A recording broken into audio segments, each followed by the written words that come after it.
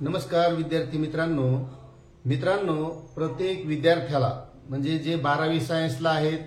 ज्यांना पुढे मेडिकलला ऍडमिशन घ्यायचंय, कोणाला इंजिनिअरिंग करायचं असेल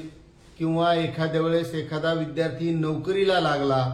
किंवा एखाद्या गावात निवडणूक आहे, मग ती जिल्हा परिषद असो, पंचायत समिती असो, ग्रामपंचायत असो,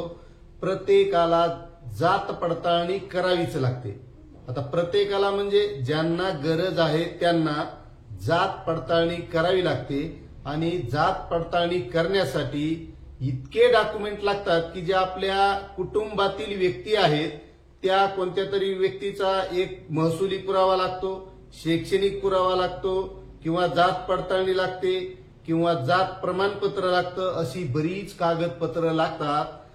आणि ही कागदपत्र गोळा करू माणसाची दमछाक होत असते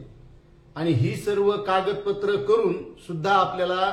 बराचसा वेळ जात पडताळणीसाठी लागत असतो। आणि मित्रांनो, आता एवढी कागदपत्र गोळा करण्याची गरज पडणार नाही, कारण विद्यार्थ्यांना एकतर जे 12वी सायन्सला विद्यार्थी शिकतात आणि त्यांना पुढे भविष्यात काहीतरी चांगलं शिक्षण घ्यायचं असेल आणि त्यांना जात पडताळणी करायची असेल तर त्यांना कागदपत्र गोळा करण्यामध्ये बराच वेळ जातो आणि त्यांचा आता यापुढे वेळ जाणार नाही आणि वेळ गेल्यामुळे त्यांच्या अभ्यासाची सुद्धा बूड होत असते।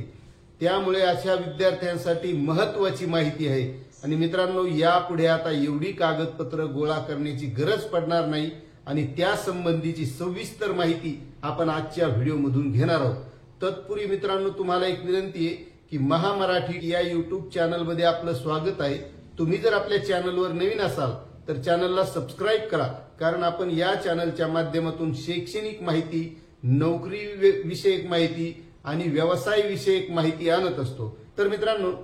ज्या विद्यार्थ्यांना जात पडताळणी करावी लागते अशा विद्यार्थ्यांना त्यांचे स्वतःचे 2 निर्गम लागतात, जात प्रमाणपत्र लागतं, शाळा सोडल्याचा दाखला लागतो, त्यानंतर घरातली कुणाची तरी कुटुंबातली एक जात पडताळणी झालेली असावी लागते आणि एवढी सगळी कागदपत्र गोळा करून ऑनलाईन अर्ज करावा लागतो। ऑनलाईन अर्ज केल्याच्या नंतर जिल्ह्याच्या जात पडताळणी समितीकडे तो म्हणजे फिजिकल फॉर्म आपल्याला नेऊन द्यावा लागतो आणि त्यानंतर 1-2 महिन्यानं जात पडताळणी होत असते। मात्र त्यामध्ये सध्याचे मुख्यमंत्री देवेंद्र फडणवीस यांनी थोडा बदल केलेला आहे की आता विद्यार्थ्यांना ऑनलाईन केल्याच्या नंतर ती कागदपत्र नेऊन देण्याची गरज नाही, कारण ही प्रक्रिया जलद व्हावी म्हणून त्यांनी ऑनलाईनच्या माध्यमातूनच जात पडताळणी देण्याचे निर्देश मागच्या 1-2 महिन्याखाली दिलेले आहेत। पण आता त्याही पुढे मित्रांनो, आता एवढी कागदपत्र गोळा करून आपल्याला अर्ज करून तिथं नेऊन देणं या एवढ्या भानगडी करण्याची गरज पडणार नाही, कारण बऱ्याच विद्यार्थ्यांकडे कोणाची तरी कुटुंबातली जात पडताळणी झालेली असते आणि जर कुटुंबातील जात पडताळणी झालेली असेल, एक जरी जात पडताळणी झालेली असेल तर एवढी कागदपत्र गोळा करण्याची गरज पडणार नाही आणि असा निर्णय